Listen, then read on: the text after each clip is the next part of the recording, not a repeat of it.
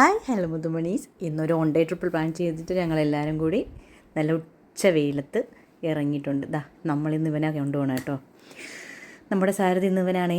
ഞങ്ങളങ്ങനെ വണ്ടിയിലേക്ക് കയറി ഒരു യോയൊക്കെ കാണിച്ച് ഞാൻ വണ്ടി ഡ്രൈവ് ചെയ്യാൻ തുടങ്ങി. ഓടിച്ച് നല്ല വെയിലത്ത് എൻ്റെ ഇടയ്ക്ക് വെള്ളം ഫുഡൊക്കെ കഴിച്ച് ഇങ്ങനെ ഓടിക്കുകയാണ്. ഫസ്റ്റ് ടൈമാണ് കേട്ടോ ഞാൻ ഹെയർ പിൻ കയറുന്നത്. അടുത്ത സമയത്ത് അപ്പോൾ ലൈസൻസൊക്കെ എടുത്തു വെച്ചിട്ടുണ്ടെങ്കിലും കൈ തെളിഞ്ഞിട്ടില്ലായിരുന്നു. ഇപ്പോൾ അടുത്ത സമയത്താണ് ഡ്രൈവിങ് കൈയൊക്കെ തെളിഞ്ഞത്.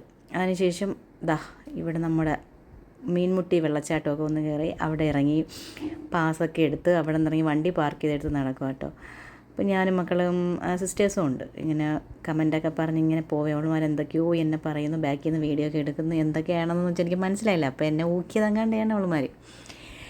അങ്ങനെ തമാശയൊക്കെ പറഞ്ഞ് ഇങ്ങനെ പോയി തണ്ടേ ഒരു 3:30 മണിയൊക്കെ ആവും എത്തുമ്പോഴത്തേനും. വലിയ കോടയൊന്നും ഇല്ലായിരുന്നു, അറിയാമായിരുന്നു, വലിയ പ്രതീക്ഷയൊന്നും ഇല്ലായിരുന്നു. പക്ഷേ എങ്കിലും എൻ്റെ ഒരു സിസ്റ്റർ പോയിട്ടില്ല പൊന്മുടിയിൽ. ഇവിടെ വന്ന ഈ ഫോട്ടോ മിസ്സാക്കാൻ പാടില്ലല്ലോ. ഇതാണല്ലോ ഇവിടെ മെയിൻ ഹൈലൈറ്റ്. ഇവിടെ എത്തിയിട്ട് ഇവിടുത്തെ അവസ്ഥ കണ്ട. പക്ഷെ നല്ലപോലെ ആളുകളുണ്ടായിരുന്നു കേട്ടോ. ഞാൻ കരുതി ക്ലൈമറ്റ് ഒന്നും ഓക്കെ അല്ലാത്തതുകൊണ്ട് ആളൊന്നും കാണത്തില്ലായിരുന്നു. പക്ഷേ തണുത്ത കാറ്റുണ്ടായിരുന്നു. ഈ വെയിൽ കണ്ടോ, ഈ വെയിൽ കൊള്ളാൻ വേണ്ടിയാണ് പൊന്മുടി ഞങ്ങൾ പോയത്. എങ്കിലും ഇവിടെ വരുമ്പോൾ മനസ്സിന് ഭയങ്കര സന്തോഷമാണ് ഈ തണുത്ത കാറ്റൊക്കെ കൊണ്ട്. ഇപ്രാവശ്യം കോട ഒട്ടുമില്ലായിരുന്നു.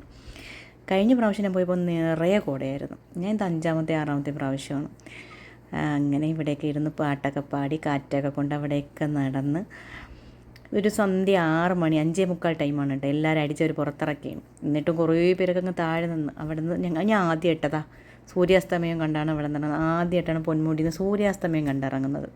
ഭയങ്കര ഭംഗിയായിരുന്നു കേട്ടോ. മാഷാ അല്ലാഹ്.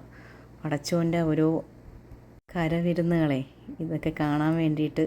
പിന്നെ താണ്ടി ഇതുപോലൊക്കെ നിറയെ ഭക്ഷണം വയറ് നിറയെ കഴിക്കണ്ടേ, അതിനൊക്കെ ആയിട്ടല്ലേ. അതോടൊപ്പം ഒരു ചായയൊക്കെ കുടിച്ച് നമ്മുടെ വികാരമായ ചായ എല്ലാം നന്നായിട്ട് കഴിച്ചു. അൽഹംദുലില്ലാ. അപ്പോൾ വീണ്ടും അടുത്ത വീഡിയോ കാണാം. Tata bye bye, see U.